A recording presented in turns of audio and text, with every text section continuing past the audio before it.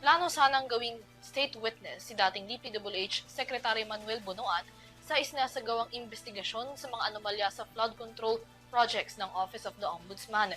Pero hindi pumayag ang Sandigan Bayan sa hiling na exclusion sa kaso ni Bonoan bilang makaapekto raw ito sa kaso kung saan kasama niya si Senador Jinggoy Estrada. Narito ang report. Sa gitna ng nagpapatuloy na investigasyon kaugnay ng flood control corruption scandal, isa si dating Department of Public Works and Highway Secretary Manuel Bonoan sa mga personalidad na nahaharap ngayon sa patong-patong na kaso. Kabilang dito ang non-bailable charge na plunder at graft case kung saan kapwa niya akusado si Senador Jinggoy Estrada.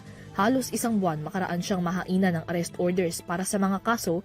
Kinumpirma ng Office of the Ombudsman ang plano nitong gawing state witness sa main case si Bonoan. Para maisakatuparan ito, iniapila ng prosekusyon na maalis ang pangalan ni Bonoan sa mga individual na nasa charge sheet ng graft case. Ang mosyong ito hindi pinahintulutan ng Sandigan Bayan 2nd Division.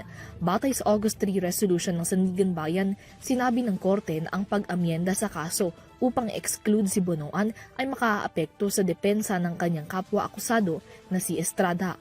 Ayon sa Anti-Graft Court, kailangang patunayan ni Bonoan at Estrada na hindi sila nagsabuatan sa pagpapasok sa 2025 national budget ng flood control project sa Bulacan kung saan umano nakakuha ng 213.7 million pesos na kickback ang senador. At kung aalisin si Bonoan sa kaso, magkakaroon ng prejudice na si Estrada lamang ang sangkot sa korupsyon. Bukod pa sa sumalang na si Estrada sa arraignment noon pang June 4. Nilinaw naman ng korte na maaari pa rin iapila ng prosekusyon ang withdrawal ni Bonoan sa kaso para maging state witness sa appropriate stage ng proceedings.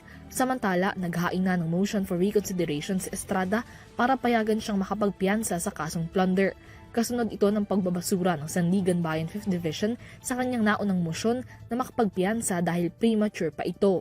Sa motion ng kanyang kampo, iginiit ni Estrada na hindi siya flight risk, lalo pa at nanatili siya bilang duly elected public official o miyembro ng Senado hanggang sa magtapos ang kanyang termino sa taong 2028.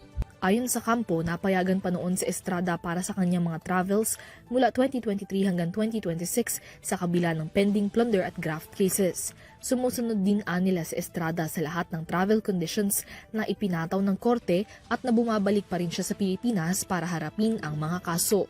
Patunay nila ang mga ito na may batayan ang kanyang paghahain ng piyansa.